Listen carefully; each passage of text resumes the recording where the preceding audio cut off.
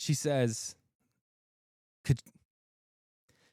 you remind me so much of my dad, and he passed away, and she's like, I've been going through a hard time. I'm a single mom, and I just got out of a bad relationship. Sorry, I wasn't expecting to. No, it's okay. What if you could learn directly from the people who've already built what you're chasing? Welcome to Ingleside Reviews, Innovators Unveiled, where founders, creators, and leaders reveal the real strategies behind building brands that last. This is your masterclass in real-world innovation. And now your host, A.D. Edwards. Most people think social media success is about trends and timing. But the truth is, real influence is built in the dark, in the moments you almost quit, the seasons you weren't seeing, and the decisions that are made when no one is clapping. Today, you're going to hear how a creator turns everyday life into stories that actually move people, how to build attention without losing integrity, and how to keep your humanity while working inside of an algorithm. I'm A.D. Edwards, and this is Ingleside Reviews, Innovators Unveiled. This show is available on the Bravehearts TV network. It's available on Roku. It's available on Amazon Fire and on YouTube and on most podcast platforms. And for my first in-person guest here in the studio ever, we have Adrian Alvarez. Thank you for having me. That was quite an introduction. Thank you. Yes, and Adrian's the owner and CEO of AKA Skits and Giggles. Now, this business that he started is a social media business. It's all about comedy, it's about connection, and we're going to get into the real story behind the laughs. Now, Adrian, welcome to the show. Thank you. Thank you for having me. A lot of people, when they think business, they don't think social media. But social media is one of the most robust businesses that has changed the way we think in the world, and I would say in the last 10 years at least. Yeah, I'd say so. I think so, for sure. So what made you start getting into this aspect of business? It didn't start off as a business. It really didn't. I didn't think it was going to be a business. I just wanted to. I've been making funny videos and stuff like that since I was a kid. When did YouTube come out? Like 2007 or something like that. YouTube, somewhere in that range. Something I know like Facebook was like 2007. Right, somewhere around there. Something like that.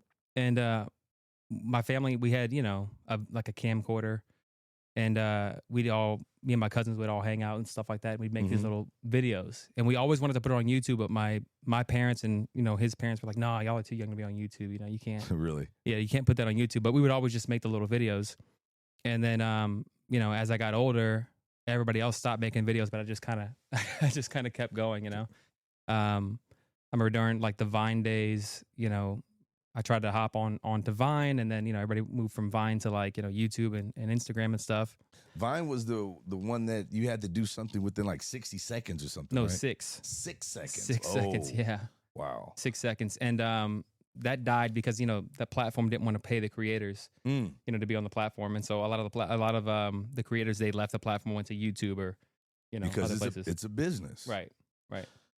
So before the content, before the brand, who were you in private, and what were you carrying that most people never saw?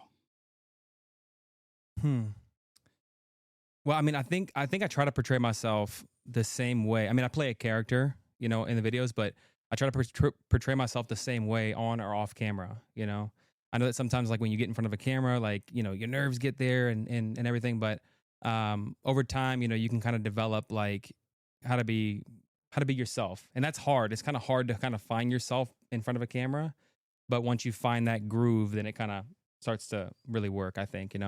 And I mean, when we started doing the videos, for me and my wife, we started at, August 1st of 2024. We were doing the videos. We were going for about a year, making these little skits and stuff like that. And my wife has been sick since she was a little girl.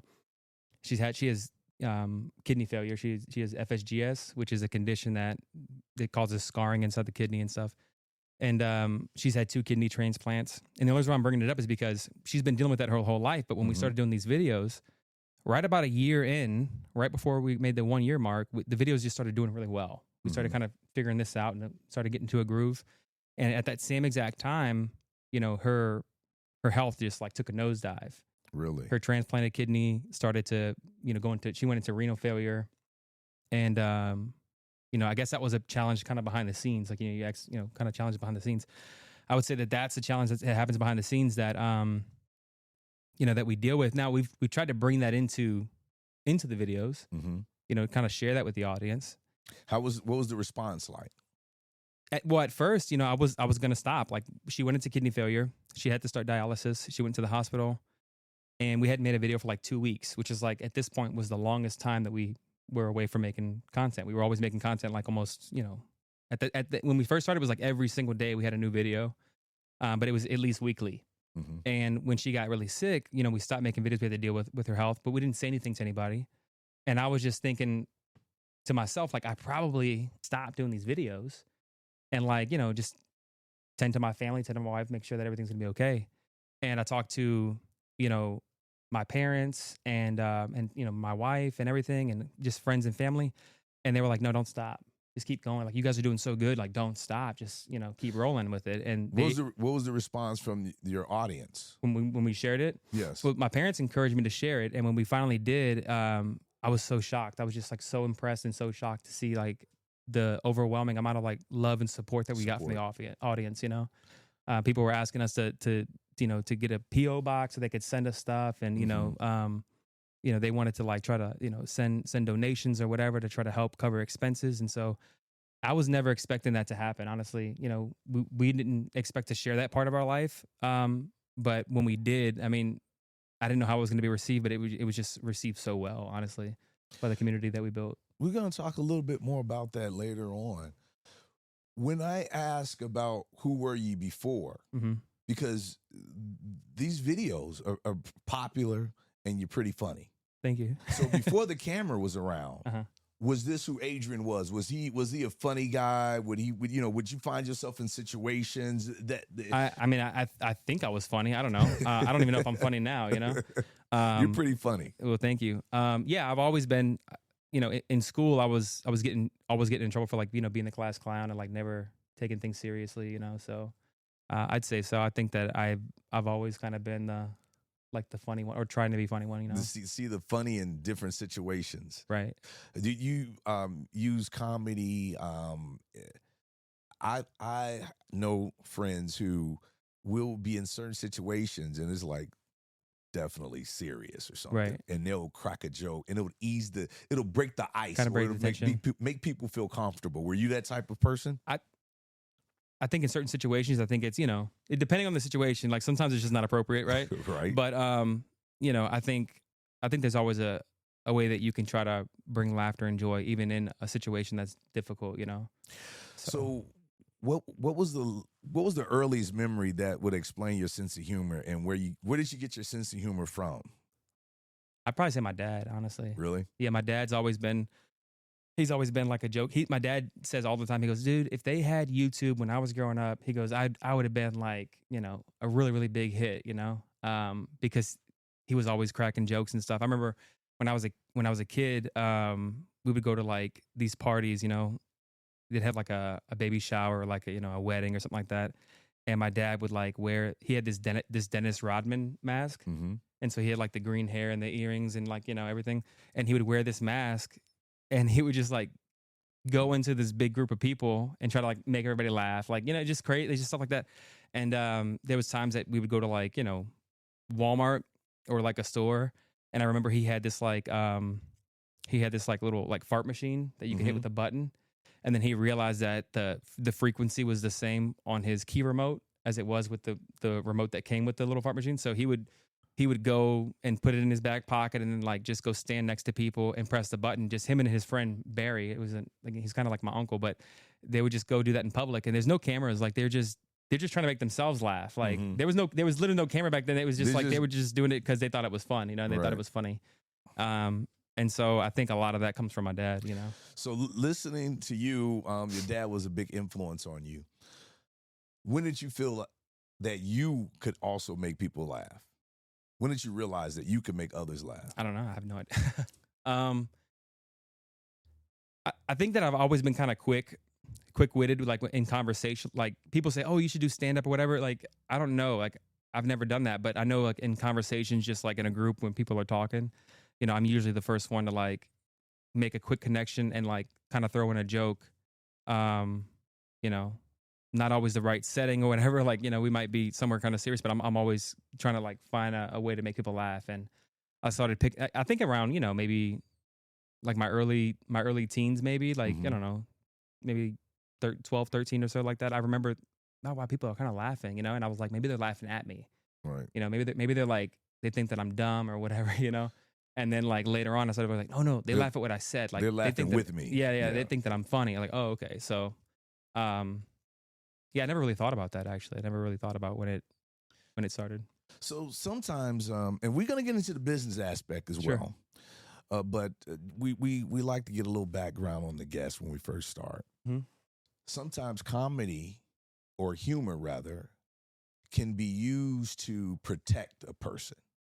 Would you say that at an early age you saw that as a way to deal with pain, insecurities, or things of that nature? Yeah, I think so. So I'm dyslexic and ADHD, and so I remember growing up like I couldn't barely like read until I was like 16 years old, like no joke. Really? Yeah. And even now, like I'm almost 30, like I still struggle with it a little bit, but I'm way better. Like I can function now, But I remember being a kid and I was not good at school. I don't know. I was getting like socially promoted, which basically meant like I had already failed a grade and I was too old for them to keep holding me back. Mm-hmm. Because if I'm like 13 and I'm hanging out with a bunch of like 11-year-olds, it's like that's he's too old to be in this class, so that we had to socially promote him. And when I was like in the 8th grade, I remember the principal was like, they called my parents and were like, yeah, there's no way that he's gonna graduate, like it's just not gonna happen. And I was in the 8th grade, like I wasn't even in high school yet. They're like, there's just no way it's gonna happen.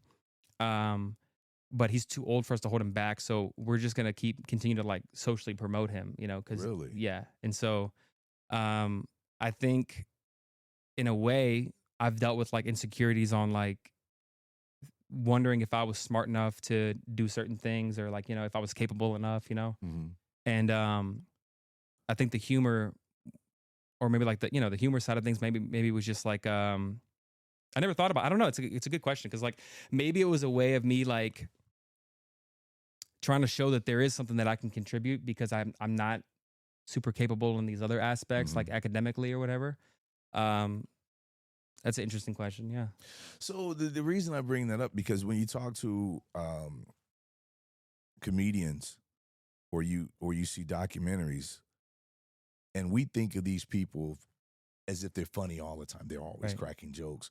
But you see some of them deal with a lot of things that most people in life deal with. Right. But they found comedy and humor as a way to get through the hard times. So it's kind of interesting that even at this young age, that's how you saw things as well. Yeah. Now, tell me about a season in your life when we're talking, moving into the business aspect. Mhm. Before you did social media, Mhm. let's talk about a season in your life when you said that I need to find something that I love. Because the saying is, if you find what you love, you'll never have a job. Mhm. So tell us about the transition, some of the other things you did, and you were like, hey, this is not for me, and you kept searching. I've always tried to, like, I'm gonna say like quote business, like I've had like quote unquote businesses, a bunch of them ever since I was younger.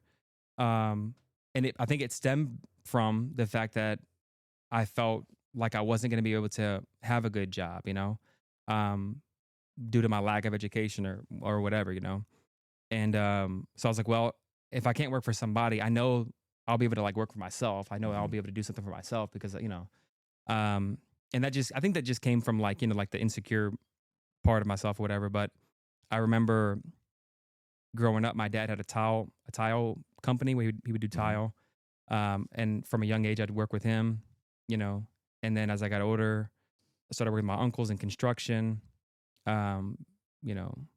doing sheetrock and painting and stuff like that. And a little bit older, there was a friend of ours, a close family friend of ours that kind of took me underneath his wing. He knew that I was struggling with school and I was kind of getting in a lot of trouble. And he was like, why don't you start working on cars with me? I'll take you to the auction and I'll show you what I do. I buy these beat up cars and we fix them up and then I resell them, and it'd be a good thing for you to like get your frustration out with your hands, instead of you being keep you busy. Yeah. Productively. And so I've always been good with my hands. I've always been able to like figure out things, I've never even though I felt like there was like this status quo that I wasn't fulfilling. I wasn't fulfilling like this academic like status quo because I'm 15, 16 years old and I read it like a second or third grade level, like no joke. And probably worse than that. I think I remember one time I had one of my younger cousins, we were at like a family thing and we were reading something, whatever like that. And it was my turn to read and I'm like struggling. And then my like 8 or 9 year old cousin starts reading it, whatever. And he's like reading it like perfectly. And I'm like, oh dude, like I feel like such like an idiot right now. Like I can't read, Yeah. So I think I struggled with that for a long time, but working with my hands, like even though I had that limitation, I always felt like there's really nothing that I can't accomplish. Like there's nothing that I can't do as long as I put my mind to it. Right. I know it sounds like a cliche, but it's true. It's like I really, really can figure out anything that I want to as long as I put my mind to it, And so I learned all these different trades. Like I said, tile. I learned, the construction side of things. I learned the car stuff, car stuff. And I was like, well, I have a couple things in my pocket, And as I got older, I started a business. I'm like, well, I'm gonna start. When me and my wife got married, I'm like, I'm gonna start a tile business. So I started a tile business, and we started that or whatever, and that didn't work out too well. And I'm like, okay, well, I hear that you can make money, doing pressure washing. Let me try a pressure washing business. So I tried a pressure washing business, And the startup process was always so fun to me. It was like, we get to design the logo, come up with the name, and like, kind of advertise and try to figure out, the pricing, all of that stuff was really interesting to me. And it always felt like illegitimate in a way because I felt like I didn't meet a certain qualification of like the status quo, he still didn't graduate high school. I haven't graduated high school, he's not the best reader, doesn't have any business experience, And so like, I felt like I was in deep water every time I started one of these things, So when you would start these businesses and eventually you moved on to some other business, did you look at those businesses as failures? Yeah, every time. Okay. I did. Did you learn from it though? I think in hindsight, yes.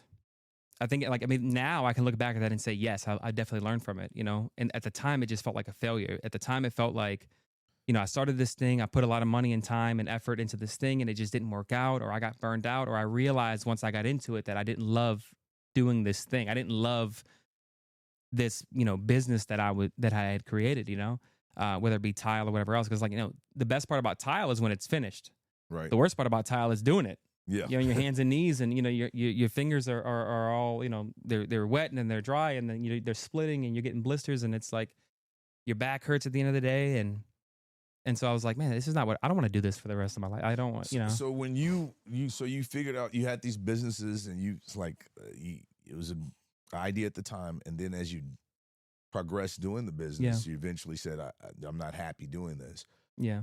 When you talked about, or it didn't work out the way I was like, I thought it was gonna be way easier, or the work's not coming in how it should, But yeah, I was gonna say when you talked to others about doing social media, or maybe how did it start for you? Did you just start doing videos, and or did you set out to have social? I think you said you didn't early in the conversation. No. Well, so, I just started.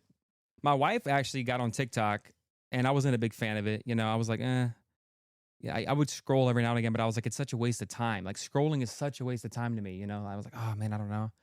And then as time went on, I was like, I'm pretty funny. Why don't we start making a couple videos, And I told my wife, I was like, what if we took this thing seriously and we started like making videos like on a regular basis and just kind of see what happens, And she's like, I guess that's kind of like the beginning phases of a business, but without even really realizing it, because I didn't think about like forming an LLC or like, like insurance or like, tax. I didn't think about any of that stuff in the beginning. It was just like, let's just start making videos and let's just take it seriously. Like, let's just start doing these videos. And so she's like, okay. And I was like, let's come up with a name. And so we came up with a name. And I was like, let's make a schedule and let's stick to it. And my reasoning behind it was, I said, I know that people make money on social media. I didn't know how. I didn't know how they made money on social media, but I was like, I see all these people all day long just scrolling for hours, and I'm like, man, I'm one of these people that are just scrolling, you know, and I like to scroll. But I'm like, what if I was the person that they were scrolling to? Like, what if I was the person that they were watching? It's like, if I was that person, you know, I could probably capitalize on this whole social media thing. I don't know anything about it, but like I said, even though I don't know about it, I'm going to figure it out. I'm going to try to learn about it, you know, and in my head, I'm like, there's nothing that I can't do. There's nothing that I can't like figure out. So like, I'm going to figure this out, you know? So what are some of the reactions that you received from others, whether they be associates or friends or family members? Because I think that social media, well, it gets all kind of different raps, you know, but like people generally don't think of it as a business. No, yeah. Until like recently, maybe. Right. So you were doing this at the time. What were some of the reactions you were receiving, and how did it affect you at all? Yeah, I did. So when we first started doing the videos, you know, we made the first little video that we made, we just kind of threw it together. We just used our phones. I got a couple tripods, and I was like, okay, let's just make some videos. We made some videos, no microphones, nothing, just start. And I honestly don't even think we had tripods. I think we just like set the phones up, honestly, on the counter. And we did the video, and I posted it, and I was happy with it. I was like, okay, it's pretty good for our first one, you know? Like, first one that we took serious, because we've made a bunch of different videos, but like this is like the first one that we're like really taking serious. Right. And so we did that one. It was mixed, you know. The first couple videos that we did, people were saying, you know, oh, that was funny. Or other people were saying like, oh, how, you know, they were kind of like laughing along, like, oh, okay, that's pretty good. That's pretty funny or whatever. And then when they started seeing that we were like taking this seriously, like when we started like posting regularly and like we had a logo and, you know, like we started like taking it seriously, more and more seriously, then that like, oh, they're pretty good turned into, what are you doing? Like, why are you know, like, you have a family, you have a job, you know, you're a manager at your company. Like, what if your boss sees these videos? Like, aren't you embarrassed that like what does your family think about these videos that you're doing? Like, you're a grown man, like, you know, like acting like a fool or whatever on the internet, you know?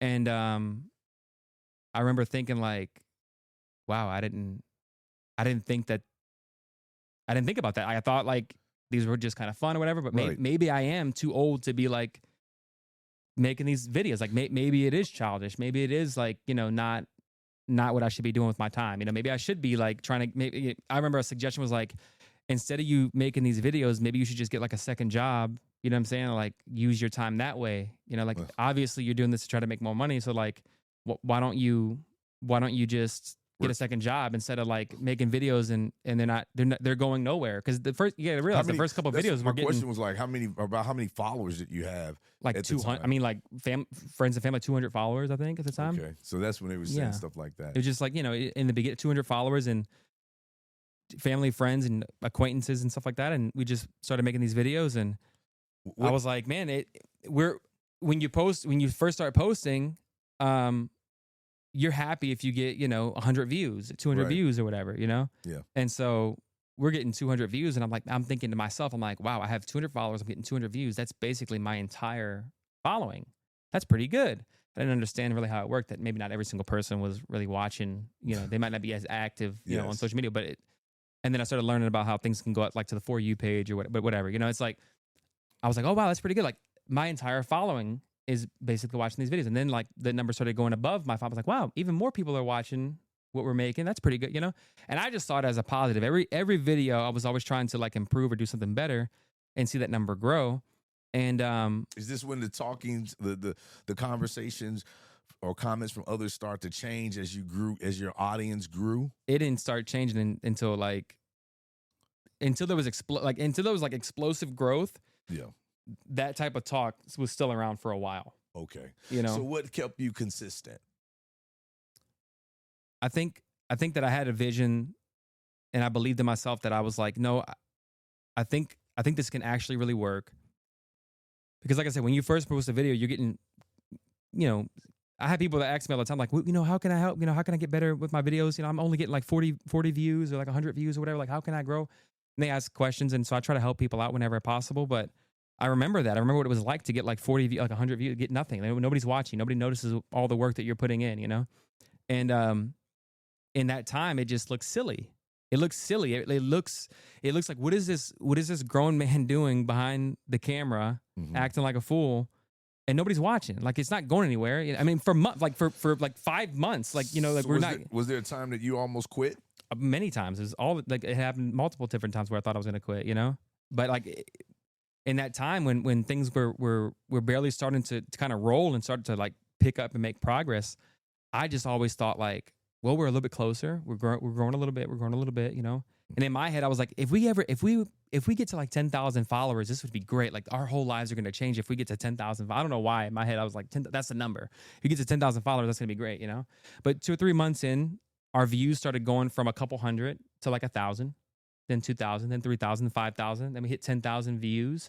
And I was like, oh my goodness, like I can't, and you think about that. Even so now, getting a room with 10,000, like getting a field with 10,000 people, that's a lot of people to see a video, you know? So 10,000 is not a number to sleep on, but like, you know, it's like, wow, 10,000, that's so crazy. And then you just keep going. And then that number, you know, it gets bigger and bigger and larger. And then the whole way you're learning, you're like, well, why did this video do good?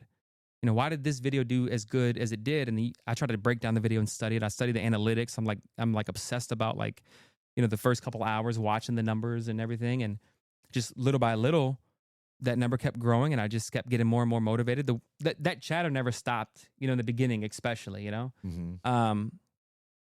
And it was never like, I'm not going to name any names, but it's like, it's not the people that you don't know that hurt your feelings. Like, that doesn't matter. You know, like a random person that I've never met before in the comment section is like, this wasn't funny, or this is a dumb video, or whatever, right? Yeah. It doesn't, I don't know you. It doesn't matter. It's the people that you know. It's like friends and family that you've like known for a long time, people that you have been close with, you know what I'm saying? And they say something like that, and you're like, oh man, that kind of hurt a little bit, you know? So the reason I asked that, because this show is all about entrepreneurs. Sure. And many times, no matter what the business is, it's human nature to second guess yourself. Yeah. You go out on a limb anyhow, but then others just start commenting. Yeah. And so the question is asked because the audience, the listeners, the viewers need to know what your mental state was to allow you to keep going despite what others said. Yeah. So where were you mentally? Where were you and your wife mentally to deal with the comments from those that you know and get from 4,000 to you're like almost close to 500,000 now? I think across all platforms, I think we're at like 600,000 across all platforms, I think, right now. But yeah, so it's a good question. I think it's a wave, honestly. Like, at certain points we felt super confident because, you know, we'd have a video that would do great. We have a video that would just, you know, get a couple 100,000 views. I remember we had a video that did 3 million views or something like that. And I was like, wow, this is crazy. I can't believe like 3 million. When you start at 40, 50 views, and you slowly bring that up, and your biggest video at the time is maybe like, you know, 40,000 or 50,000. Get into the millions. That's a huge difference. That's a huge difference. That's and so yes. I was like, wow, something here is working. I didn't even know what it was at the time, but I was like, something is working. And so that gave me confidence, because I was like, even though sometimes the chatter and the things that people would say, like, you know, the negative comments, and like I said, it's not the comment section. It's more like the friends and family that would be a little negative or whatever. Even though that would make me question if I'm doing the right thing, or if I need to stop, you know, the results, the numbers were like, well, no, I'm obviously doing something right. Something is obviously working. I don't fully understand it, but like something is definitely working. The numbers validated what you were doing. Now, here's a question for you. What do you think people misunderstand about creators, especially the ones who make it look easy? Yeah, I think there's so much more work that goes into making a video than what most people realize. There's different layers to it, right? I think that if you wanted to start making content, you could start with your phone, like not a big deal. Like, you could start how we did. And then if you want to improve, you're going to start seeing like, okay, well, the audio from my phone is not the best, so I probably need to get a microphone. And then, you know, you start realizing like, well, this happened to me so many times. Like, we're in the middle of shooting something and I get a phone call in the middle of shooting, and I'm like, oh my goodness, like the camera on the iPhone is great. Like, that's what we started off with. I had an iPhone like 13, I think, when we first started. The great camera, you know, all of the iPhones have really great cameras, but, you know, after a while, when you start taking this seriously, you know, you're like, I'm running out of storage on my phone. I'm getting phone calls in between, you know, us shooting. So you need to start like getting other equipment. So then you start getting cameras, you know. and then you don't know how to use the camera. At least I didn't. I didn't know how to use the camera. So I had to like learn how to use the camera. You know, I'm still learning how to use the camera because it's still pretty new to me. It's a lot to cameras. It's a lot to a camera. Yeah, 100%. It's a lot. Yeah, I know. And you know, there's lighting that you have to mess with. There's, you know, the sound stuff that you have to mess with. It's whatever. It's a lot, but you have to learn that side of it. And then, you know, when we started getting bigger, people started asking for like, dude, you should start selling merch. And I was like, I never even thought about like, you know, because I had made a couple of pieces of merch, but I was like, nobody's ever going to buy this. Like, I mainly set it up because I was like, I want me and like a couple of my friends or whatever who were in the videos, like me, my wife, and like a friend or so that was in the videos. I'm like, I can make these shirts and then maybe we can wear them. You know, maybe somebody in the future might decide to buy a shirt. You know, and if I make $100 in a month, you know, that'd be amazing. If I could make a little bit of money, you know, to like help out. Because at that point I still didn't know how to make money on social media. I had no idea, you know. And so as we started to get bigger, the merch sales just kind of started rolling on their own. Like people started just buying the merch. Like, and a lot of people were buying like t-shirts and stuff. And I was like, wow, this is incredible. I can't believe. And then there's problems that come up with that. Like, you know, there's shipping issues and there's I ordered this, it didn't come in time, or I ordered this and you know, I really wanted this size, but I wanted, you know, so that's an aspect of it right there. Customer service that you didn't, business, you know, that I didn't expect to be a part of this, you know. You know, and then as we continue to get bigger, you start seeing different doors start opening of the business that I never would have expected. So when did you start looking at it as a business? Like at what point? And you said, all right, because you said you didn't start out getting incorporated and things of that nature, but at some point you did. So at what point? So when listeners are and they want to get into creator content, what's your suggestion? When did you start getting everything? Like when did I start realizing that it was a business? I guess, and start getting things set up. And when do you suggest others do it?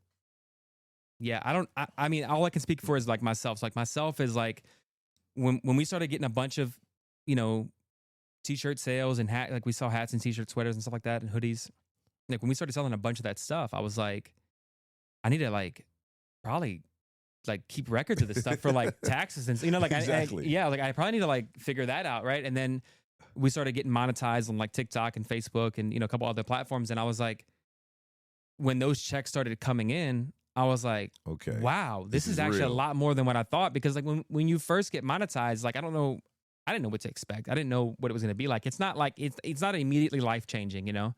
But I was like, this is good. Like, you know, I remember, you know, working in construction, making, you know, like $12 an hour. You know what I'm saying? Like, right. I'm like, this is better than what I was doing then. You know, doing something you love, you know, and it'll grow as time goes on. But I was like, okay, well, actually, this is turning into a point where I need to like keep records of this stuff. I need to like, you know, and then I started realizing like all this equipment that I've bought, all of this stuff that I've like invested, like, oh, that actually can be like a deduction towards a business, like business expenses, you know? And so I was like, oh, wow. And so I don't know anything about, like I said, I'm not super educated like academically, but also not when it comes to the law of like, you know, like taxes and like, you know, what I didn't even know, like I knew what an LLC was, but I was like, I don't know how to set that up. I don't know anything about that. I don't know what, you know, needs to happen. And so when I started seeing that things were moving in such a big way, in such a large way, and they were like kind of ramping up, I was like, okay, we definitely need to like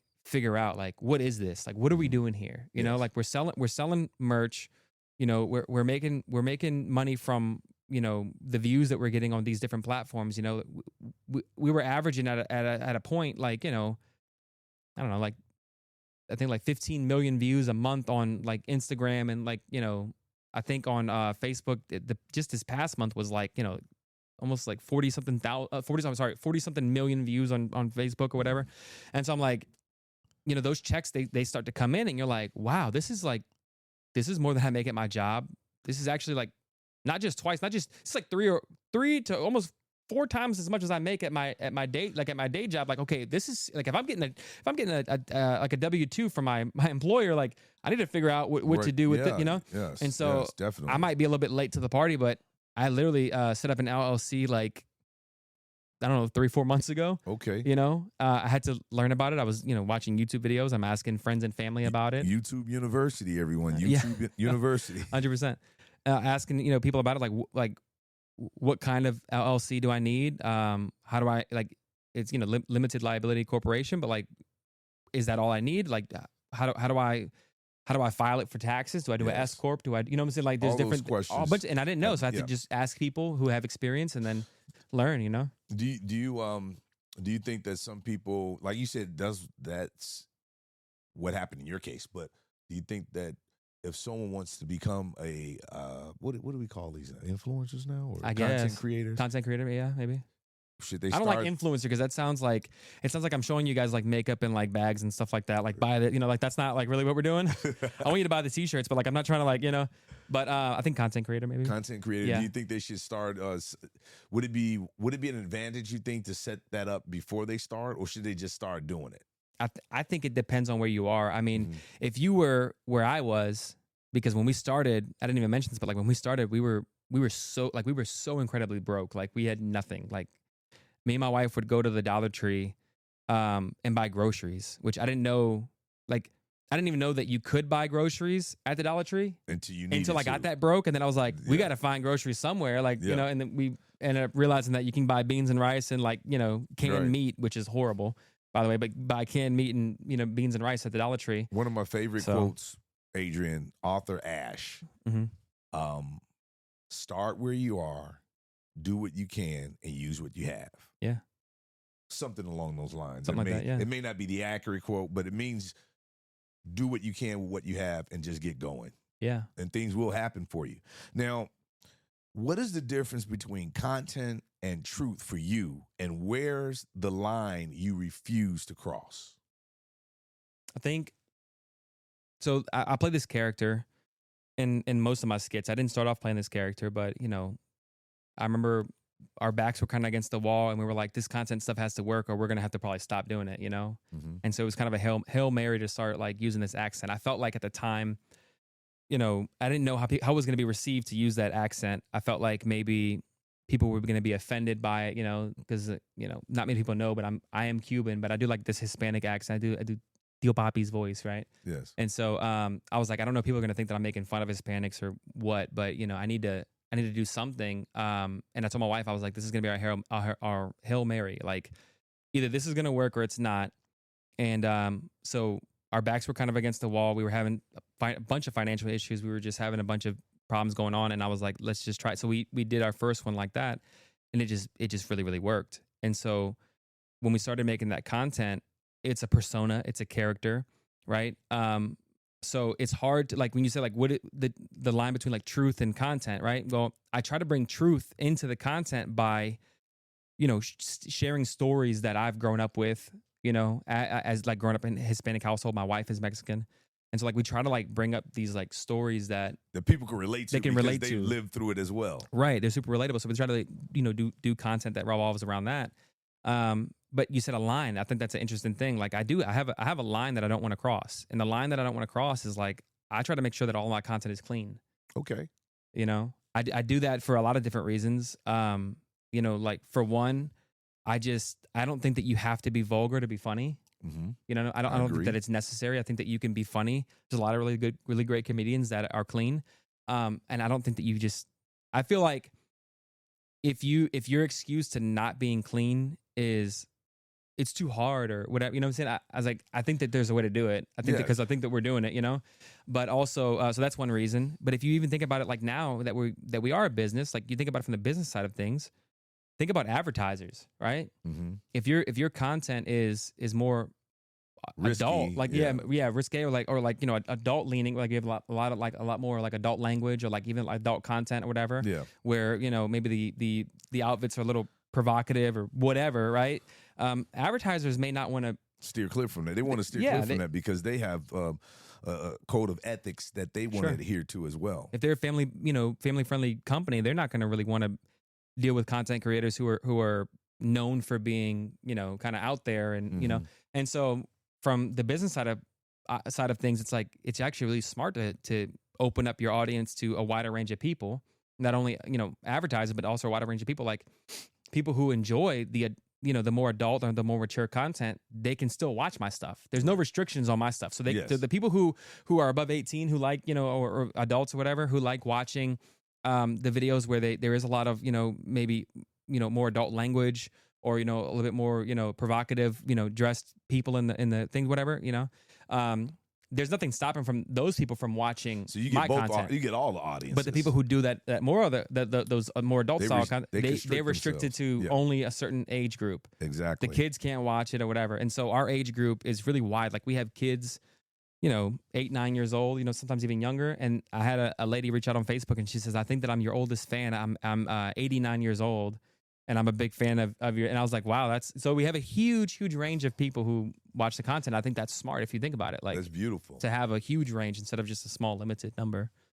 So this excellent, good strategy, but you just being yourself, and that's awesome. The next question, I think I know what you'll probably answer to this. I'm going to ask it anyhow, and I just ask the question. I try not to talk too much. I'm new at this as well. What's the most personal thing you've ever turned into a skit, and what did it feel like hitting post on that particular video? I don't know if this is the one that you're thinking of, but we did a skit where my wife was in the hospital. That's is that the one you think about? Okay. I saw that one. Yes. Yeah. So we did a skit where my wife was in the hospital. She's dealing with kidney failure. And one thing that is just really common, it's probably not excluded to like the Hispanic culture or whatever. I mean, I think a lot of people can relate to it. And that's something I love about our videos too, is like, even though I do the Hispanic accent and a lot of it is tailored to that, like there's so many people like, oh dude, this is in my culture, in my family, whatever. So it's pretty wide ranging. Yeah, I'm not Hispanic, but a lot of the videos that I've seen, it reminds me of my aunt, my uncles, my grandparents, my parents. Yeah, and I think that's great, because now you can, like I said, you want to try to expand your audience. You know what? Any type of content that you do, they always say like start off with a niche. You're like, yeah, start off with a niche, but make sure that your niche is pretty wide ranging, because if your niche is like people who are really into like, specialty shovels, it's like that's such a small group of people. But if you're like, my group is like comedy. Right. And then I'm going to do Hispanic comedy, but I'm going to make sure that my Hispanic comedy can kind of broaden out to as many people. You have a big audience. But anyway, so we did this video with my wife was in the hospital. She's dealing with kidney failure. And something that's really common in at least, like I said, our culture is like, anytime you get sick or anytime that you're dealing with something, your family could attribute that to like, well, you have a pet in the house. That's why you're sick. Or like your room is dirty. That's why you have, that's why you're feeling bad right now, is because your room's dirty or whatever. So that video was so hilarious. Yeah. She's in the hospital, and the uncle comes in there and says, well, you know what it is? Your house, your room is dirty. That's why you get kidney failure. Your room is dirty. Right. I'm like, this is crazy. But I know that person. Yeah. This is always just completely hilarious. That one works so good, because like we tried to combine. So like that's one thing. And then another thing that we tried to combine in that video was like, there's always a person that they know, like they have an experience, I have so many like memories of like either my grandparents, my aunts and uncles or whatever, mainly my grandparents, but they would like, don't do that because this and the other. And I know this lady, I know her because of this, and she's friends with this person, and she was neighbors with this person, and her neighbor was actually cousins with this. It's like, these people that are so far removed from like you that you really don't know them at all, but they're going to be the example that they give to you. So like in the skit, she's like, the reason why you have kidney failure is like, you have this because, your room is dirty. And it's because, do you know Jessica? It's like, no. It's like, okay, well, Jessica's uncles, sisters, neighbors, best friends, cousins. Yeah, her, whatever, her brother. And so like, we try to combine that. And I think that a lot of people were able to relate to that. But your question was like, what was the video that we did that was like, yeah, so it was personal. A personal video. And what did you feel like? So that's the video I thought you would bring up, because that was very personal, because that was the actual hospital room, it looked like. Yeah, it was, yeah. Unless you got a real elaborate set. No, we did that. We were already starting to do pretty good at that point, but like, no, like it was we were really in the hospital. And what did you think when you push post, when you were like, okay, here it is? Because at some point is the point of no return. So what were you thinking? I was thinking, I don't know how. I mean, it's the same thing that I always think. I think with most videos, like when I post a video, I never know if it's going to work. Like I'm always hoping that every single video is going to go viral. They don't always go viral, obviously. But I was wondering how it's going to be received. I'm wondering if maybe people are going to be like, oh, he's doing this because he's trying to get attention while his wife's in the hospital. Maybe that's one side of it. Or maybe people are going to be like, it's so messed up that she's in the hospital and he's making her do a video, right? And like, if people knew, my wife is like, "Hey, while we're here, do you think that we can come up with a skit?" Like, she's on board too. Like, she's already business minded too. She's like, we got to keep this going. We're on the same. Like, it wasn't always like that, but like now that we're both on the same wavelength, it's like we're both constantly trying to come up with ideas, videos, and stuff like that. And so every opportunity that we have, we're trying to think of like, can we do a video here? Can we do this? Can we do that? You know? And so, yeah, I didn't know how it was going to be, but I knew it was real, right? I knew it was going to be funny because I was able to relate to it. My wife was able to relate to it. I knew a lot of people could possibly relate to it. And it was real because it was actually happening. She was actually in the hospital. She was actually dealing with kidney problems. And at this point, my audience already knew that she was dealing with kidney problems, but I don't think many people actually realized that it was like an ongoing thing. You know what I'm saying? I don't know, Yeah. you know?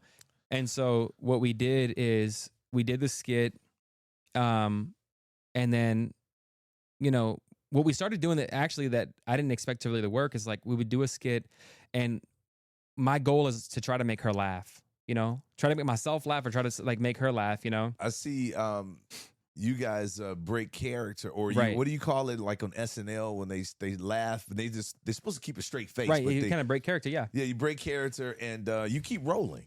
Yeah.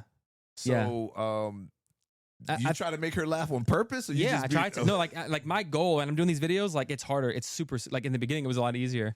But like my goal is like, I'm always like trying to say something like ridiculous off the wall to try to make her laugh. Okay. Because I feel like if I can make her laugh, then maybe other people might laugh too, you know? Right. And whenever I'm able to like make her laugh and she does break character and miss her line, like I remember the first one that I told you that we did when I first did the accent, she broke character there, you know? Was she expecting that? No, she didn't. So like, it wasn't like rehearsed. You just did it. no, I told her, I was like, I'm gonna try to do the accent, you know? And she's like, okay. But I never told her what I was gonna say. And Okay. in my head, I kind of knew roughly what I wanted to say. But you know, she was like, okay. And she's heard me do the accent before, but she didn't know what I was gonna say. And so, you know, we went ahead and we did it. And then she kept her composure the whole time. And then right at the end, she started laughing, you know, and then I'm laughing too. I think it's funny, you know, and then we end the video, obviously.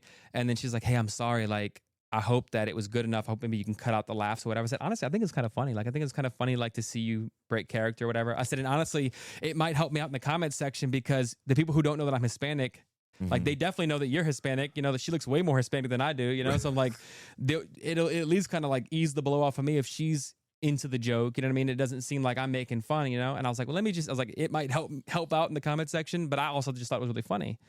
And so I put it out there, and that was a really common thing in the comment section where people were like, wow, I love that you guys broke character and left it in. And I was like, oh, that's cool. And then it became like a goal of mine. I'm like, I'm going to try to like get her to laugh. And then whenever possible, like whenever it does happen, like, and I don't like to fake things. Like whenever it does happen and she actually does laugh, I leave it in. If it doesn't happen, it doesn't happen. Yeah. But like if she does break character, There was one. it's like, it's great. I love that. There was, yeah, it is great. There was one that I remember. You talked about people scrolling through it, so Yeah. that's probably me looking at your video. There was one that it was. What's his name? Your character's My name? uncle is it's based off of my uncle Tio Papi. Tio Papi. Yeah, Tio So Papi. I think it was Tio Papi was trying to help her with her homework, and she Yeah. was like, "Johnny had how many Yeah. apples?" And you couldn't get the number, and then you just bit into an onion. Yeah. That was hilarious, and she broke character. She right wasn't away. so she didn't know that I was going to do that, right? Oh, okay. So that there was a video that went crazy viral. You know, like I don't know, a year or two before when we made our video, but it was. I think it was just like real. I don't think it was acted or anything. It was like this mom, and she's helping out either her son or her grandson or whatever, and they're doing homework, and she's getting so frustrated with him. And it was just so relatable. And I was like, oh my God, I remember being a kid, and I told you I was bad in school. So I remember my father yeah. trying to tell me how to, and now I'm glad he did teach me because Right. he took all night how to use the analog clock. Yeah. Because I couldn't understand. I say, okay, it's the long hand Yeah. and the short hand. If this is at 10, Right. and now it's at 11, why is it 55? Right. I couldn't register that. And my Right. father got so impatient with me. Yeah. He was like, boy, don't you understand? I'm like, So, but that's that's so relatable. Yeah. You know, and so I remember seeing that video, and it's just a mom, I think, trying to teach her kid, and she gets frustrated and she goes, "Go get my belt," and I was like, That's the solution Whoa. to everything. It's for like some I'm gonna beat him. parents. I'm gonna beat him until he learns this information. And I was like, oh my God, that's so relatable, because I remember I'm kind of telling my parents a little bit, but they would get so mad. I remember my mom she would get a belt and she'd be like, "You need to focus. You need to pay attention. Like, this is not playtime. This is not, And so when That's we did the that, generation that we were think so. raised in. I think now you get in trouble for that kind of thing. They all be in DCFS, Department of Children and Right. Family Services nowadays. But that video was like on my mind, and when I was thinking about like what is the video going to be, I told my wife, I told Kat, I was like, okay. So I showed her the video. I'm like, so this is the video that I want to reference to, right? I said, I don't want to like, I want to kind of like steal the idea, right? But make it our own, use our character or whatever, and make it as relatable as possible. And I was like, so the joke is, or the line is, and she actually said this in the video. She's like, Johnny has 3 apples. If he ate 2, how many apples does he have left or whatever? Or it might have been like, yeah, if he has 3 apples and he eats 2, how many does he have left, right? So the obviously answer is 1. But so the little boy, he was struggling. He was little, like 5, 6 years old. I was like, let's do this skit. And she's like, okay. And that was it. I didn't tell her what I was going to say. I didn't tell her what I was going to do. And so we set the cameras up. She was watching it for the first time, like we watched it for the first time. Right. She thought it was hilarious. And I was like, okay, great. And so then, you mean like her watching me? watching it happen. Yeah, she's watching it in real time. She wasn't expecting. That's why she just started She laughing. wasn't expecting it. And so we actually recorded the first time. We did 2 takes. The first take, I think I stumbled on my words or whatever like that. And then I didn't even think about grabbing the onions at all. Like that was not even a thing, But I remember thinking when we were resetting up, I was in my parents' kitchen and they have a little basket of like, onions and, and so I'm like, I just thought to myself, I was like, it would be really cool. Like if I grab these onions and like, I use those as like a visual example. Like, okay, like we don't have apples, but we have onions here. Right. And then just a quick passing thought in my mind was like, what if I bit into this onion? Cause like, the math problem is like he ate 2 apples, right? And I'm like, if I'm using the onions as apples and he ate them, I can like even like kind of dumb it down further to try to get them to understand like if I bite into this onion. And so it was just kind of a passing thought. And then in the middle of the skit, I just made a decision. I'm like, because it's kind of like ad lib most of the time. Like I usually have like a skit structure, but I never plan what I'm gonna say. I just kind of like, well, that's what one of my questions is. When people have a business and they're going to work, they have maybe ideas of, let's say you in construction, that you bid it on a job, and your business doesn't work like that. So my question is, walk me through your creative process on a day that you're not inspired, because when people go to work, they're not always inspired, but they know they got a job to do. So what do you do when your mind feels empty? Happens a lot. I'm not too proud to like ask for help or like, get ideas from other people. And whenever I do get an idea from another person, I try to give them credit, as much as possible. The problem with the internet is like, as you've probably seen, most people like are ripping off everybody else's videos. Like there's so many videos that just get repeated over and over and over again, right? And I don't like that aspect of it, like, because I try to create something that's new, and even if it is a similar joke or it's a similar structure, I try to bring my own element to it to make it more unique, try to change it and make it into our style or whatever. And if I know who the original creator is, I always try to tag that person, because I remember when we first started, we had videos that got stolen and taken away. And, it was heartbreaking to be like a really small channel, and then you have a video that does, let's say, like a couple 100,000 views, and then this huge creator comes in and takes your video, and like I know that I was the first one to come up with this, and they take it, and their video does like like 80 million, like an absurd number of like, and there's no credit given. There's no credit, and I was like, man, if they would have just tagged me, I would have grown a little bit from this. Like I'm glad that they took, like I would have grown, It's so hard to know who the original person is, though, a lot of times, because the internet moves so fast and so many people are ripping off each other. So like the video that you saw might have already been taken from somebody else. But I guess when you ask like, where do I get inspired from, or where do I, when I don't have anything, like sometimes I do scroll. Sometimes I scroll to try to get inspiration. Sometimes I go on live stream. Like I go on live stream and I'll talk to people on there, and I'll say, hey, do y'all feel like writing? Y'all feel like writing some jokes with me, or writing some skits? And then I have a pen and a paper, and people are giving me ideas, and sometimes they stick, sometimes they don't. And whenever a good idea comes up, I'm like, okay, hey, look, if I use this idea, I'm going to write it down. If I use this idea, I'm going to try to tag you, like I'll write down your username or whatever like that. Cause I feel like I should give something back to the person that helped, course. you know what I'm saying, with it. That's admirable. But there's a lot of times that I have no inspiration, but the what best do you times, think your best ideas come from? Observation, pain, boredom, joy, love? Like what's the catalyst?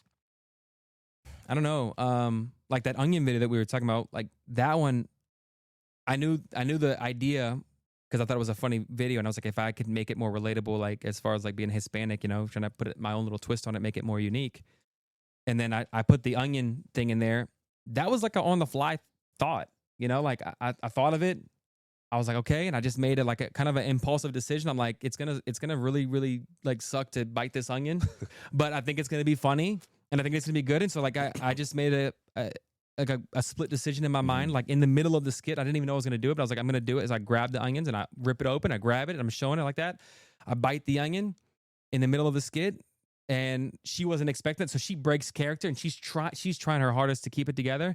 And that's one of our biggest videos. It's one of our biggest ones, So like I think sometimes you can plan a video out, and you can, like I've done that. Like we're planning a video out, and it takes hours and hours and hours to shoot, and then you post it, and it doesn't do as good as you thought it was. And then other times you just kind of let your creative, like creative impulses, I guess, for lack of better words, like kind of just run wild. And sometimes that's like the best content that you can get, but to say that you are 100% original, that everything is it's like, I think we're all inspired by somebody, like in some way or another. So I try to take inspiration from, my upbringing or my wife's upbringing or, friends or family that, we know just different stories that we've heard from different people. And, try to gain inspiration from anywhere that you can, honestly. Sometimes it's difficult, to come up with something. If someone were to take your phone away, would you still be a creator? Like, what skill doesn't depend on a platform? On the phone specifically, you mean, or like just or like the apps, like Instagrams and stuff like that? If you didn't have the phone to do the videos, do you see yourself doing something else in comedy? Do you think you would do something else besides? A lot of people say that I should do stand up. I don't know. I don't know if I'd be any good at it. But as far as like the phone specifically, I started off with that, and I've learned these cameras, so now I use cameras. But the phone is like, so you don't even use the phone. I don't use the phone anymore. Okay. What I use the phone for is like I post the like I'll make the video, and then a lot of times I'll like either airdrop it to myself or send the file, and then I'll post it that way from the phone. But you can still do that on the computer or whatever. But if I didn't have my phone, I think it would be harder, not just to like post, but also to gain inspiration, because I do. And when I scroll, I don't scroll like a normal person. I don't think, because I think most people are just scrolling just to kind of like find like entertainment. I'm scrolling to find inspiration. Mm-hmm. Like we did a video, I think a day or two ago, and the inspiration was behind a meme that we saw. It was just a picture, that we saw. And my wife was like, we should turn this into a video. I was like, what do you mean? And she explains the idea. And I'm like, oh my goodness, this would be great. This would be actually, you're so right. This would be so great to make a video. And so like, I think a lot of people do that. They may not admit it, but I think that it's like, why lie about it? Like, be honest. Like, we all get inspiration from somewhere. And when I'm scrolling, I'm not scrolling to just find enjoyment. I'm on the job. I'm trying to figure out what our next thing's going to be. I try to figure out like, what's the best way to like create content that's going to be unique and as original as possible in our space. Like some things that we've done are I would say like really, really original, but they're still inspired from something, like whether that be a story or like a family member or something, something. It always comes from somewhere. But I think that if you took my phone away, I would still try my hardest to do the content. I think that we'd still be successful in a way.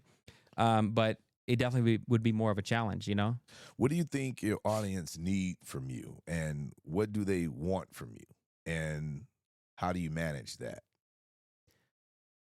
One thing that I wasn't expecting when we started doing this is for there to be so many people who they send me these like long messages, and I try to read everything as much as I can. I mean, we're at a point that like it becomes very difficult to read all of the messages that come through, because it's hundreds of messages almost every single day.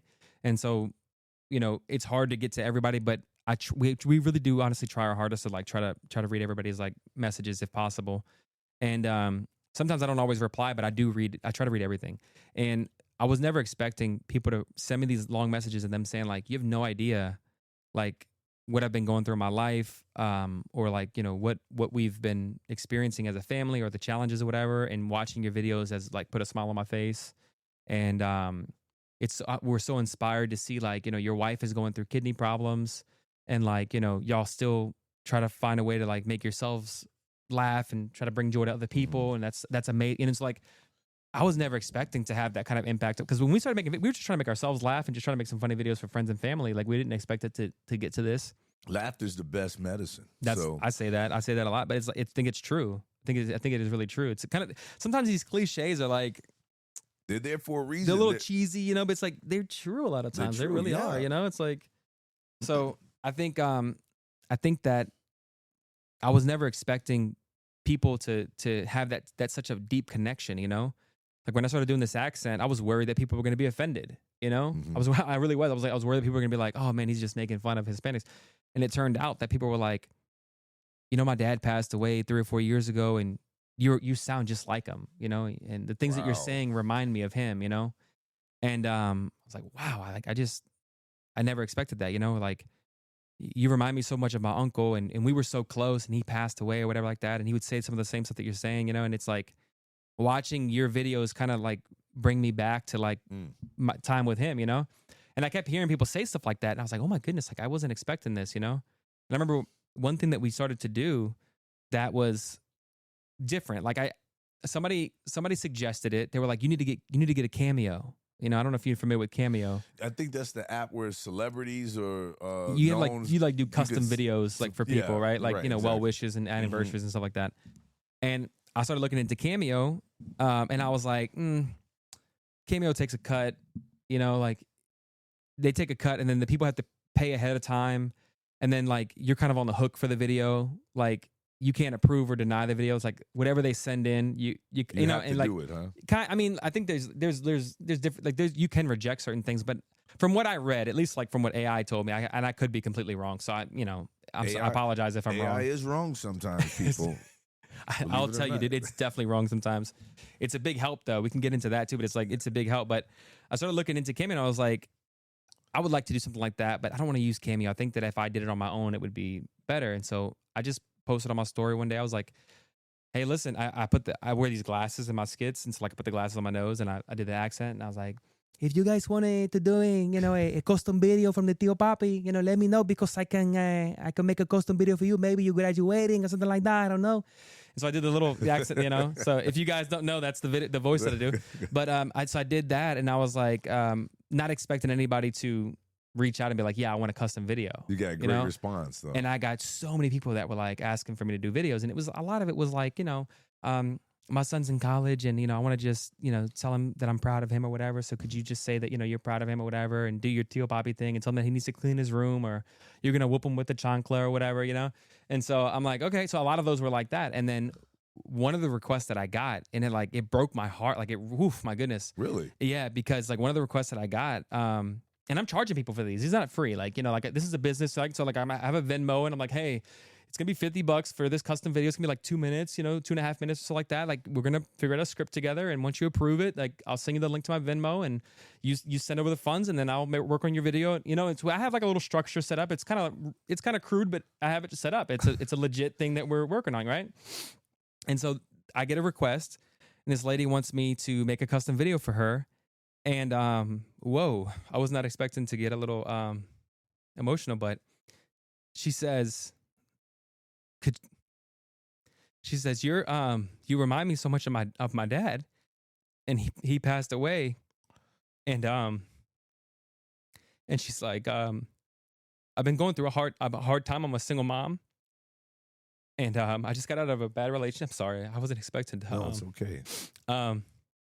I got out of a bad relationship, and I'm struggling, and I don't know if I should like, you know, continue to like.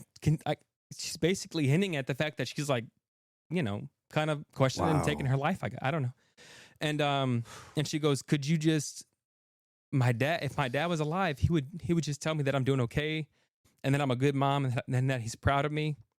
And would you please make a video for me, doing that? And I was like, I wasn't expecting to impact people this kind of way, because like I'm just doing like funny I'm just doing like funny videos and stuff like that. I wasn't expecting people to have such a deep connection with my character. And so I tell her, of course. I said, but the only thing is that there's no way I'm going to charge you. Like, there's no way that I'm going to charge. Like, nobody should have to pay. Nobody should have to pay for somebody to tell them something like that. You know what I mean? Like, I just felt, I'm like, oh my goodness, it just broke my heart. I had my Venmo in the link in my bio, so she went ahead and sent the funds over anyway. And I told her not to do it, but she sent it over anyway. And then what she did is she blocked me from being able to send her funds, because she didn't want me to pay. And I said, can I please? I said, if you don't want me to send you the money back, can I at least do something? Like, can I send you some can I do something? And she's like, you don't have to, whatever. I said, please, I really want to send you something. I said, I didn't want you to pay for this at all. You won't let me send the money back, but I really want to do something for you, Of course. And so, the videos are like $50. I think I sent her like $80 worth of merch, just like, just to her or whatever, because I just felt, I don't know. I felt like nobody should have to pay to, of course. For somebody to say that to them, And I was, wow. That's just really interesting, man. It's touching.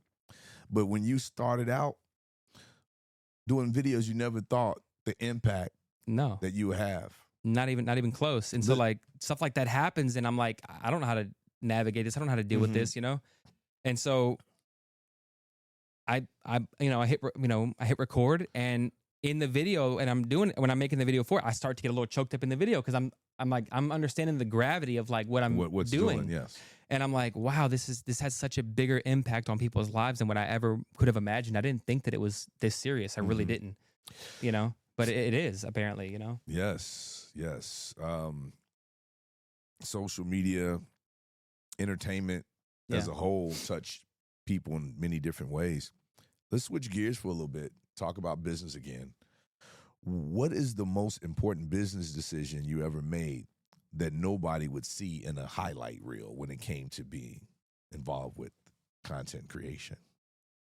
I would say when I felt like giving up, when I felt like I needed to stop making the videos, when I felt like I was, out of my, or I wasn't, what is the term? Like it's out of your league or whatever, out of your league or whatever, out of your element or whatever, right? I remember there's a guy that I communicate with, sometimes through Instagram, whatever. He asks for advice sometimes, and he's like, I'm like in the little leagues, man, and you're like in the majors. And I'm like, I'm not even in the there's people that are way bigger than I am, but I remember feeling like how he feels, And I remember feeling like, after months and months of doing this, like, is this worth my time? I'm investing time and money and all into these videos. Like, is this something that I should continue to pursue or not? And then people are being negative, and my wife is now sick. And I remember thinking about like hanging it up like 2 or 3 different times, maybe 3 or 4 times, honestly. But I'm so glad that I didn't.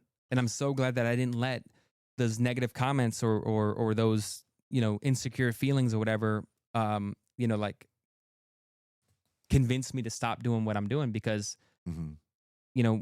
I'll just say we're not shopping at Dollar Tree anymore for groceries. I'm saying? Like we're able to get to a point like where I never had a savings account before. Like, we have a savings account, we have a business account. Like, we're able to have all of these expenses, and now we have all these different expenses. Yes, we can cover them, and now we do have better equipment instead of just the phone. We have a studio, and we have things that I never thought possible because we didn't give up, because we didn't stop. So that was the best business decision. I think just not giving up and believing yourself, and like sometimes I think when you start something, even if it's not going the way you want it to go when you first start, sometimes it's a bad idea, but sometimes it's just not the right time, or maybe you haven't figured it out fully yet, So a friend of mine I've been knowing for years, because with this show, this is season 2.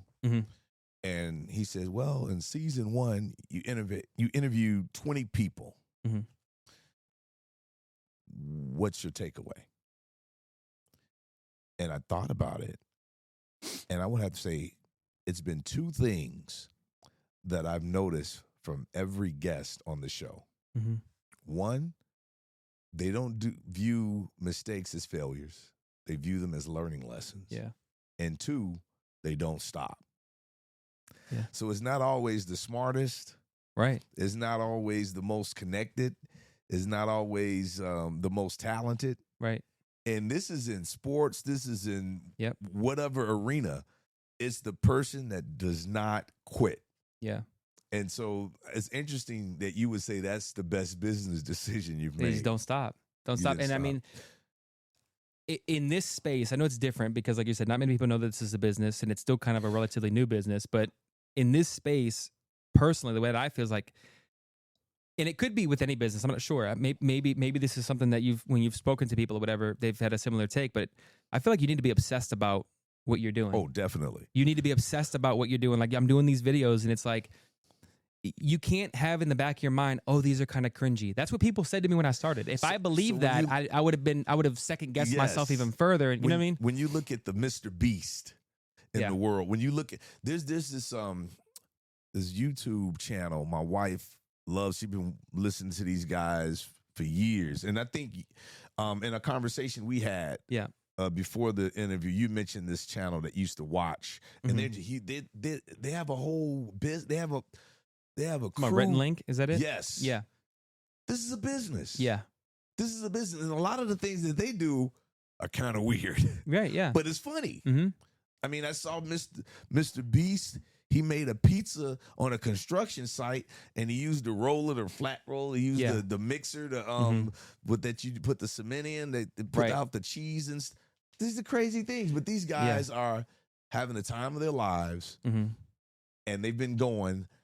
And I've seen a documentary with him, and he just said, I just kept going because he had 10 viewers at one point. Right.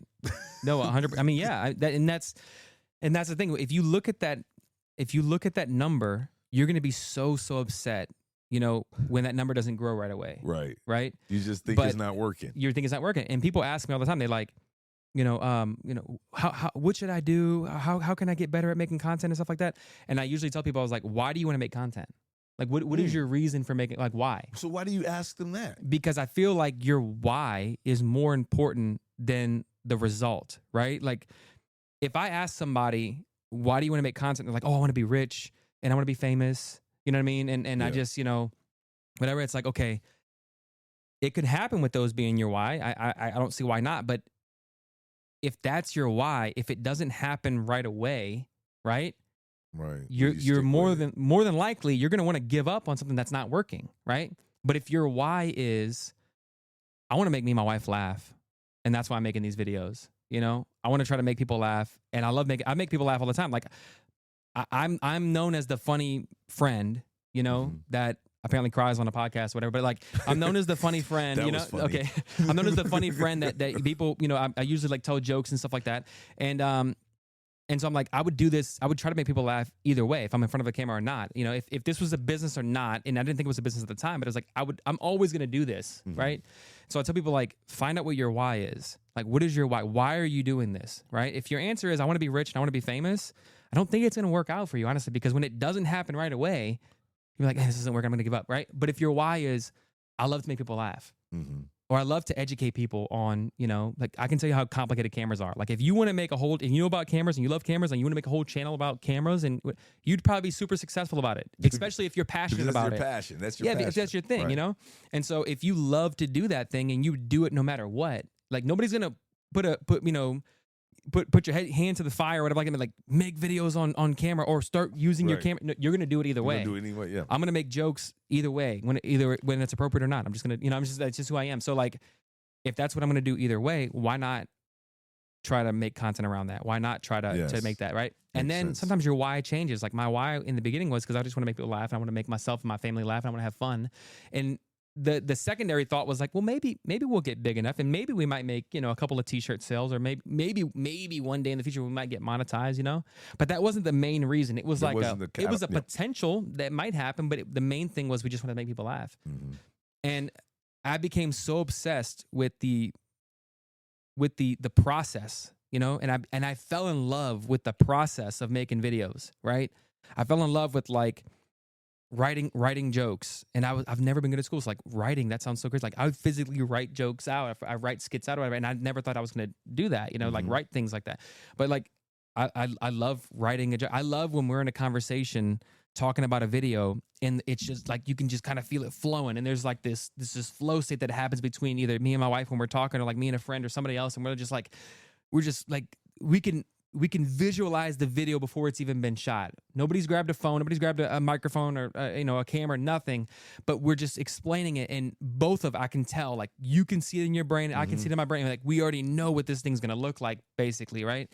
And that process is awesome. I remember when I first started, I didn't know anything about editing. I love to edit now. Now, like editing is like so fun because that's where you start to see the project come to life, you know? Right. Because when you're just a one-man crew, like me and my wife we're the only ones behind the cameras. So it's like I'm the cameraman, I'm the sound guy, me and her are the writers, we're the actors. I've seen you play 2 or 3 characters in one video too. Yeah. You know, so like, you know, so when it's just us, like you have to wear multiple hats or whatever. And in the beginning, it's just crude. It's just put your phone up and start recording. But then you're like, I need to improve. Like one thing that Mr. Beast, you know, he says he's the biggest YouTuber on the planet.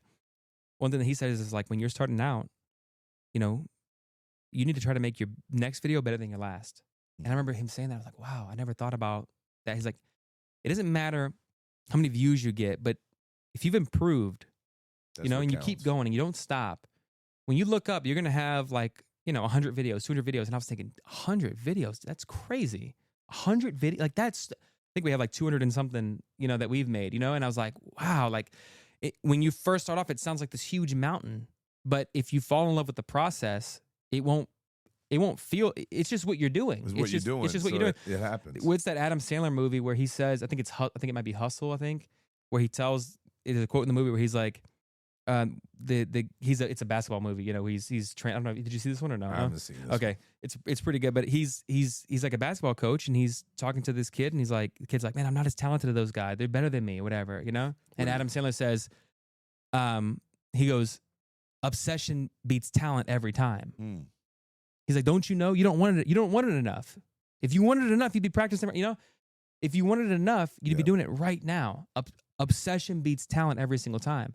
And that stuck with me that's so hard. I was like, wow. You probably having dreams and waking 100%. up with ideas. 100%. Like I do. I dream about skits. Because that's what I do about this. Yeah. No, I mean, when you're completely engulfed in what you're doing, like my mind is one track. Like it's probably annoying to people that used to have conversations with me about anything else before. Like, and now this is what you talk about. Yeah, I used to talk about cars and everything. Now I'm just like, I don't want to talk about cars. I like cars. I like, you know, sports and stuff like that. But the obsession. I want to talk about videos that I've done, videos that I'm planning on doing, the merch that we're making, you know, the business side of things. Anything that has to, that's all my mind is on, is just all about this. And I'm not saying that's a guarantee to get you, but I think it's a really, really good shot that if you get to that point where your whole life is consumed around, you know, this project, or this business, or whatever you want to call this thing, right? It's probably going to last. It's probably going to last, and you're probably going to do pretty good at it. So what part of your story are you still writing? Something unresolved that you're actively trying to grow through right now? There's a lot. I think there's a lot of things. I mean, we haven't cracked YouTube yet, which we're still trying to figure out YouTube, because all of our videos are shorts, right? So we're trying to get into more long form video. And people all the time, they're like, oh, you made it. And I'm like, I haven't. Trust me. I have not made it. I still work a full-time job. You know, I have a full-time job, and I do all of this stuff on the side. And it's a lot, because my day starts with, like, during the week, my day starts with my day job. I wake up, you know, 6 o'clock, whatever, get ready to go to work. And I'm at work, and I hope my boss is not, he's going to probably watch this, but every opportunity I get, I'm thinking about videos, you know what I mean? Like any downtime I have, I'm writing little videos, whatever, like that in my, you know, any opportunity that I have. And then, you know, as soon as I'm finished with work, I'm like, I'm in the studio, and I'm like working on the next video. I'm getting the cameras ready, and I'm like, because I feel like downtime. I have to interrupt you for a second. I have to do a shameless plug. Go for it. Now, this is season 2 of Ingleside Reviews, Innovators Unveiled, and we have a soundtrack now. Okay. And one of the songs on the soundtrack that's available wherever you get music, Apple, Amazon Music, it's all available. Yeah. There's a song called Still Clocking In. Huh. And it's about a man who has a dream that he wants to pursue, and he has his day job, and in the evening he's still working on his dream. Yeah. And he tells the story about how most of the biggest ideas are in the graveyard, because that's what his father told him. People that never They tried. never pursued them. They never went out and tried to get them. And so, anyway, I just have to mention. So what you're saying is you still have the day job, but you're doing this on the side because you're pursuing your dream. Go ahead. And then every opportunity that I get, like I'm working on the videos as well, right? Like obviously, I try to make sure that my day job is covered. I have insurance there, and this is a steady job that I've been having for 8 years or so, or 7+ years. But I want to make sure that I'm doing all of my assignments at work, making sure that everything's good there. But oh, dude, trust me, any chance that I get, I'm like, I gotta try to work on this next video. I'm gonna write something down, or even if it's just mentally, even when I'm my job is a little bit physical. I'm a fleet manager, so I work on vehicles and I kind of fix them up a little bit, make sure that they're getting their maintenance. And I don't always do the maintenance, but a lot of times I schedule stuff. But anytime I'm doing anything busy, my mind is constantly thinking about the next thing, constantly working on the next thing, And so, I haven't. That chapter of my life is not over. I haven't officially made it to where I can So you're still writing that chapter. I'm still writing that chapter, and and people they're like, oh, you've made it. I haven't made it. For one, I don't think that I've made it yet, but I'm working on it for sure. Because I feel like when you make it, it's this is all you're doing, right? And up until recently, I didn't even want to call myself a content creator. Why is that? Because I felt like content creator was a title that you have to kind of earn. I felt like when I would talk about actual content creators, they would have hundreds of thousands, if not millions of views on a regular basis, and I wasn't there yet. I had maybe one viral video that did 3 million views or something like that. And one video that did 3 million views. Well, that's pretty impressive. Well, to me. and I'll tell you this, and I tell these people all the time. I'm like, I feel like anybody, it's not hard to go viral. Okay, it's hard to know why you went viral, right? Okay. So when you go, people can get their phone. There's videos all the time that I'm sure that you scroll past. There's a mom at a park or something like that, and she's recording her kids, and then something crazy happens that she wasn't expecting, right? And then that video, you look, and that video's got 10 million views, right? That's a viral video, but she doesn't know why that video went viral, and she couldn't duplicate that video, right? It was a natural thing that she just so happened to catch in that moment. So I think anybody can technically go viral, right? But to learn how to go viral and then to consistently go viral and figure out the formula, that's the skill. That's where the skill comes. And I think that's where the title content creator comes from. And so we've been doing this for almost 2 years at this point, and I think about maybe a year ago, I was like, I think I can finally call, and this was just to myself. I was like, I think I can finally call myself a content creator, because we had just really started to get in the zone where every single video, like I said, when we started, it was 200 views, to maybe 1,000 views or whatever. Now it's okay, some of my all-time biggest videos at the time were 10,000 views, 15,000 views, right? Now it's when we post a video in the first 5 minutes or 10 minutes, we have 10,000 views or 20,000 views. Yes, within, you're a content creator. So right, but I didn't. I felt like I was I haven't earned that title yet. You know what I mean? And so, I think that's just that might just be me personally or whatever, and that might have to do with the obsession part of just really being so engulfed in this. But the chapter of me making it, hasn't been completed yet. I'm still working on it. And I don't think that I'll ever be I'm never going to be done with this. I think that I'm always going to be something that I could, because if you run out of goals, I think that if you run out of goals, I think that you become stagnant. You know what I mean? Of course. So it's always good to have a new goal in front of you. So when it's all said and done, what do you want your work to do in people's lives beyond entertainment? If you would have asked me that question when I first started making the videos, I'd be I have no idea, since we've had so many wonderful experiences, like the one that I mentioned with, the impact that we've had on people's lives so far, I just hope that we can continue to do that. Make people feel good. Yeah. And I try to use my platform. I try to use my platform for good. I try to bring joy to people's lives. I try to bring entertainment for sure. Well, I will say this. A lot of things that we see on television, social media, through the internet, they're necessary. It's necessary information, but it's not always uplifting.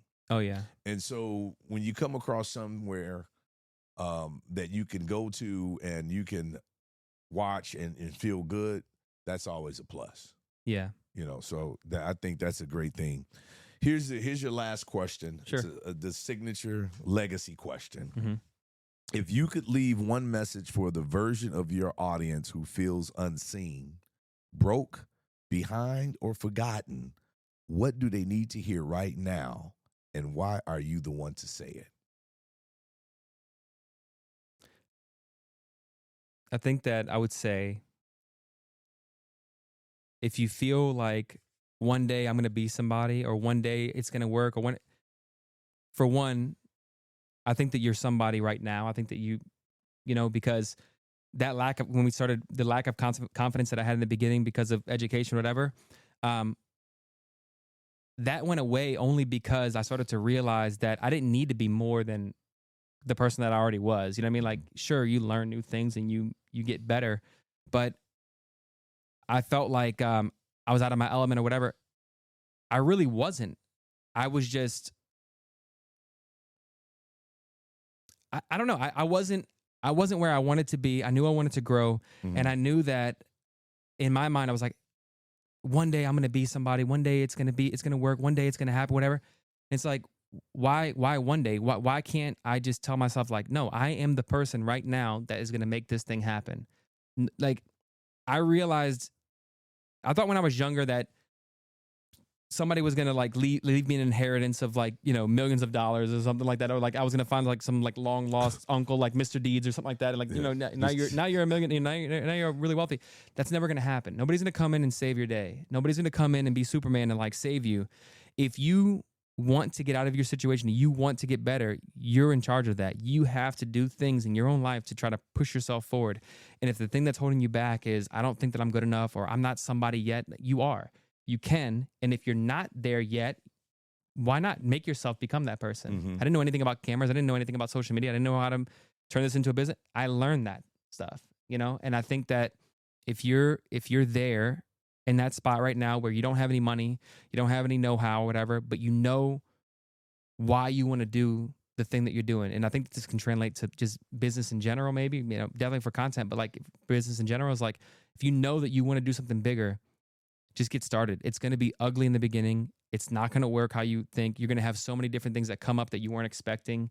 There's going to be so many different, things that come up that are going to try to bring you down, and you have to just roll with the punches. Mm-hmm. Keep going, keep getting up, keep rolling, and always try to improve, always try to get better, always learn things that you don't know, So I don't know if that's the answer you're looking for, but I mean, that's the answer you gave. Yeah. So that's fine with me, and I'm sure that's fine with our audience. Adrian, I appreciate you bringing the real story, not just the laughs, but the work that's included in this business of content creation. Yeah. I know that it takes discipline and it's a lot of pressure, but the principles and the work you put in actually builds to success. Yeah, thank you for having me. I appreciate it. Yes. It's our pleasure. Trust me. Now, if you're listening and you're building, let this be a reminder to you. You do not have to be a certain kind of person. You could be the person you are. All you have to do is continue working at what you're working at and don't give up. It may be challenging at first, but in due time, it will pay off.